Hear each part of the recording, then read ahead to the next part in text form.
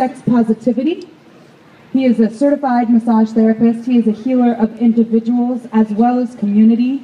He spent 8 years volunteering and working for Bay Area Women Against Rape.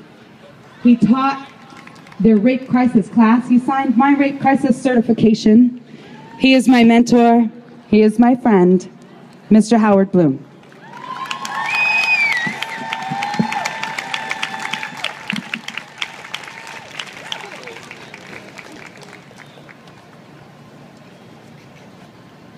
Hi.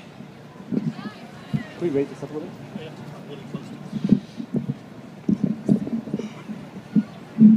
If you guys could experience being up in front and feeling the energy, it's amazing. Thank you so much. So I want to try something. Are you up for it? All right, on a count of 3, I want everyone in unison 3 times to say, here I am, here I am, here I am. You ready? 1, 2, 3. Here I am, here I am, here I am. So glad you are, so glad you are, so glad you are. I learned that from, that's a Kurt Vonnegut thing from one of his books. I'm here as another man against violence against women.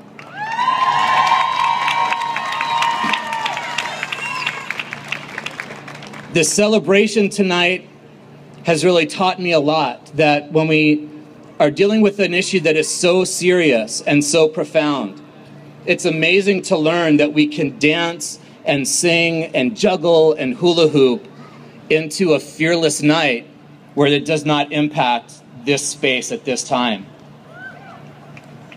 Sexual assault, rape, and incest are often suffered in silence.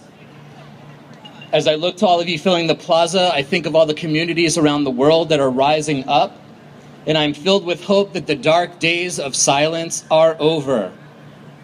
I feel hopeful that girls and women everywhere will know that they are not alone, that there are good people from all walks of life who are willing to stand side by side with them to offer them kind words and healing and patience and support. The sheer magnitude of this campaign has already begun to create a shift in our global consciousness that no matter where you live in the world, violence against women and girls is unacceptable. It is no longer possible to live with the contradiction that we cherish mothers and worship goddesses while raping women and selling little girls into sexual slavery. We try to soothe ourselves by looking at those places around the world like India or Africa and telling ourselves that that could not happen here on such a level. And of course it does. And it's also incredible to think that the rape of women have gone on in private or even systematically as spoils of war. And yet, the rape crisis movement has been in existence only for 40 plus years or so, and started right here in Oakland. And tonight, we get to be here as part of that legacy. Those women and men who created this movement with no formal trainings created this. We are their legacy. We stand on their shoulders to continue this movement that may have stalled, that doesn't get media attention. And so we now get to commit ourselves to continuing this movement and moving forward. I'm concerned that we have become a society where it's okay to sexualize children, whether in the media, in magazines, on the streets of Oakland. And we see it every day when we drive by them on the streets, when we click on a post on Craigslist, or even when we watch shows like Toddlers and Tiaras and Here Comes Honey Boo Boo. It seems as if we want to make children look more like adults, and yet we seem to make adult women want to look like children. We're not okay with their age. That's disturbing to me. Sadly, I think we've become so desensitized that we fail to recognize how pervasive violence has become in our everyday language and behavior. How many times a day do we hear things like, hit return, hit send, hit me up, give me a shout, shoot me an email, kill the lights, our team got raped. And we have the war on terror, the war on drugs, the war on crime. And if you even watch TV, you also know that we have storage wars and property wars and cake wars. Cake? Really? Isn't that like the most unwarlike thing in the world? And yet we make a war out of baking. That's not right. I'm committed to thinking about our language and the violence that is pervasive in our language. Think about the words that we've all used when we're angry or upset. You know those words that when you're learning a new language, they're the first words you want to learn? The words that we try not to say in front of children? And when you think about those words, folks, think about that they are all bodily functions or acts of sexuality, positive sexuality, and that's what we're using to hurt each other. How can we possibly feel good about ourselves when we can't possibly feel good about our bodies when those are the words we use to hurt each other when we're angry or upset?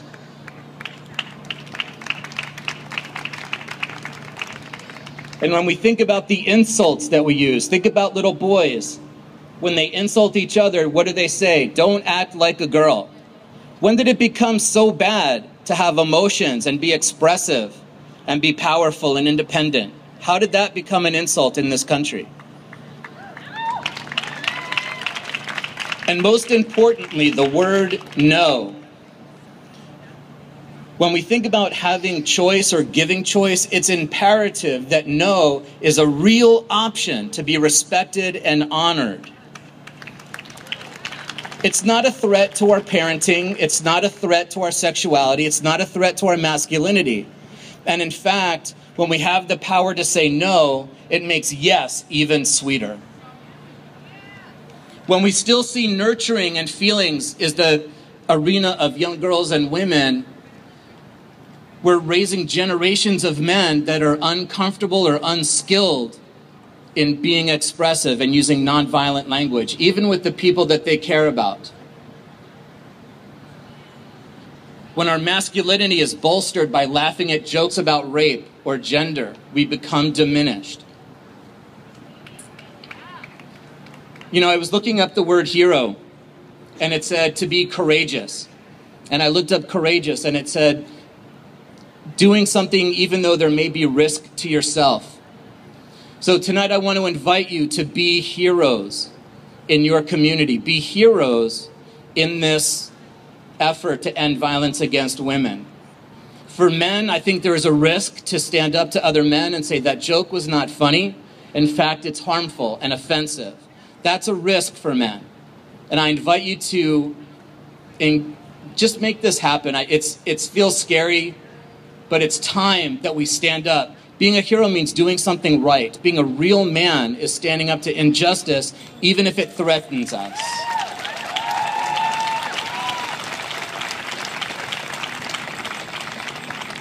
So I'm left with a question. What do we want? What do I want?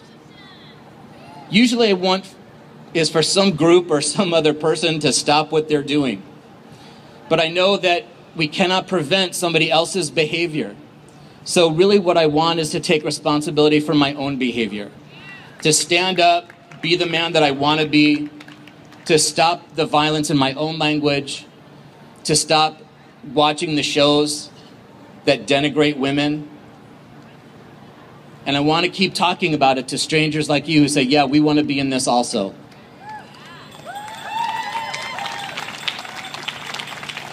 So here's my invitation. If you see an act of violence, and this, I have to say, this is the part that disturbs me. When did it become okay to record violence on our cell phone for a YouTube video instead of calling 911? This has got to stop. I've seen too many clips on the news about people getting beaten up with people on the playground and someone's just filming it with their phone. Why don't we step in and stop the violence? If you know or suspect a child is being abused, call the authorities. If your girlfriend, partner, or wife is a survivor, be patient, be kind, be communicative. If you yourself are a survivor, but maybe you've been suffering in silence, take a risk, be your own hero, and seek out support from Bay Area Women Against Rape or another counselor. If you want to be a hero, you don't have to be a global hero. There's so much to be done, but it can start in your own families, your own neighborhoods, your own workplace. And here's what I know that's going to happen. I'm going to invite you to tell 2 people about this event and what you've learned. If they're not here tonight, educate them and ask them to tell 2 people, because I know 2 things are going to happen.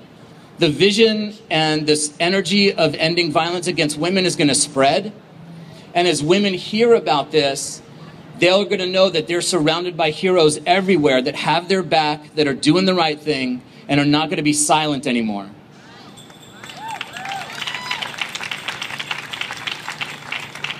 Today is Valentine's Day, the one day of year where we're given permission to express feelings of love and gratitude. Well, as I hope that you express your love to the people in your life throughout the year, I hope that you also continue this message of love and you express your support of women throughout the year, every day, every year, until we don't need rallies like this anymore. Thanks.